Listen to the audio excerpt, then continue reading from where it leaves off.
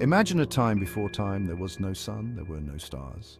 There was only darkness. A darkness so profound it was as if the universe itself was in a deep, endless sleep. This wasn't the darkness of night. It was a void, an abyss that stretched infinitely in all directions, a place where light had never existed. This was a deeper, more profound darkness. A darkness that was thick and tangible, almost as if you could reach out and touch it, yet it would slip through your fingers like smoke. The Egyptians called this primal void Nun. Nun wasn't empty. It was a vast, chaotic sea of potential, teeming with the raw materials of creation. It was filled with potential. Every particle, every drop of this primordial ocean held the promise of life, the essence of what could be.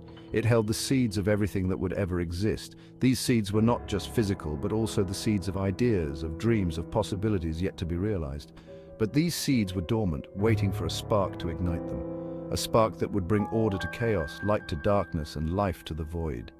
This was a time of immense power, but it was a power without form or direction. It was raw, untamed, and brimming with potential energy, waiting to be shaped and given purpose. The ancient Egyptians believed that Nun was the source of everything. From this chaotic sea, the gods themselves would emerge, bringing with them the order and structure of the cosmos. It was from this watery abyss that all of creation would eventually spring forth. The heavens, the earth, and all living beings would rise from the depths of Nun, shaped by divine hands. But for now, Nun slept, lost in a dreamless slumber, a slumber that was both peaceful and filled with the tension of potential energy, like a coiled spring waiting to be released, a slumber that would soon be broken. The moment of awakening was near, and with it the dawn of creation. Light would pierce the darkness, and the universe would come alive, born from the depths of Nun. From the depths of Nun, a new force emerged. The waters of Nun were vast and endless, a primordial ocean of chaos and potential. It was from this boundless expanse that a spark of divine energy began to stir. This force was Ra, the sun god. He was the embodiment of light and life, destined to bring order to the chaos. Ra was not born in the way we understand birth. There was no mother, no father, no womb. Instead, he emerged from the very essence of existence itself. He willed himself into being. With sheer force of will, he brought himself into existence, a testament to his immense power and divine nature. He simply declared, "I am Ra," and the universe trembled at the sound of its own creation. His voice echoed through the void, a proclamation of his divine authority. Ra emerged from the waters of Nun as a glorious being of pure light. His radiance was unmatched, illuminating the darkness that had once been all-encompassing. He was radiant and powerful. His presence alone was enough to bring warmth and life to the cold, dark waters of Nun. He carried the power of the sun within him. This power was not just a source of light, but a force of creation and destruction, capable of shaping the very fabric of reality. His first breath, he brought light into the world, piercing the darkness of Nun. Ra stood alone, a solitary beacon of hope and order in a sea of chaos. He was the first being. There was no one else, no other gods or creatures. He was the beginning, the origin of all that was to come. He looked upon the endless expanse of Nun. The vast, dark waters stretched out before him, a canvas of potential waiting to be shaped. He knew he had a purpose. His existence was not a mere accident, it was a deliberate act of creation. He was destined to bring order to the chaos, to create a world from the void. He would create a world from this chaos. With his divine power, he would shape the waters of Nun into land, sky, and all living things. Ra's journey had just begun, and the universe awaited his touch.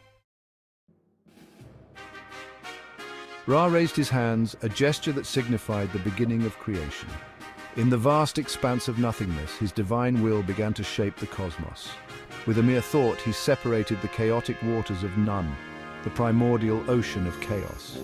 This act of separation was the first step in bringing order to the universe. He lifted the sky from the water, creating a space where life could thrive.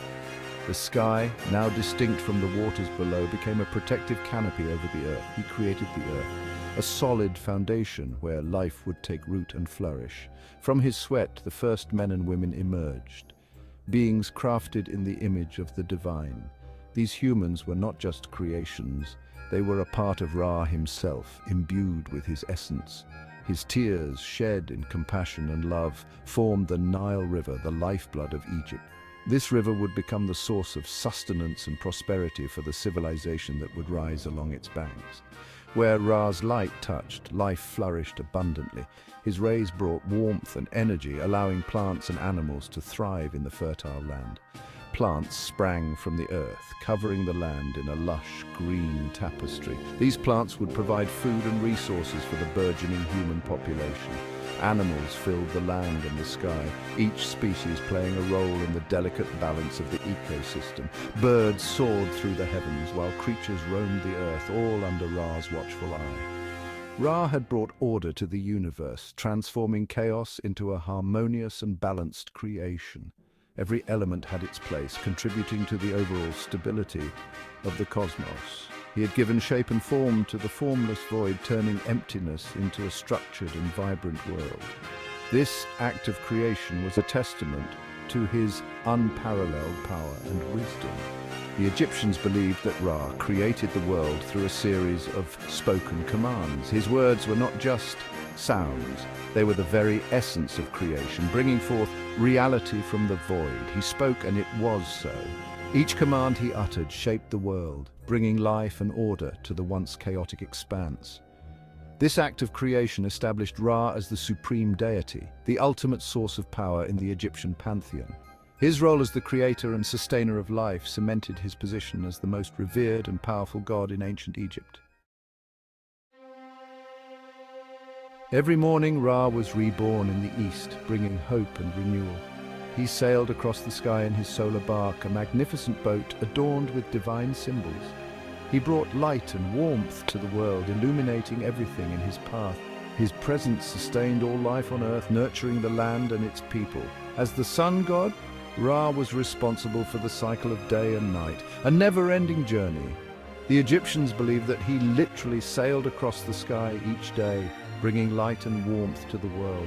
At night, Ra descended into the underworld, a realm of shadows and mystery.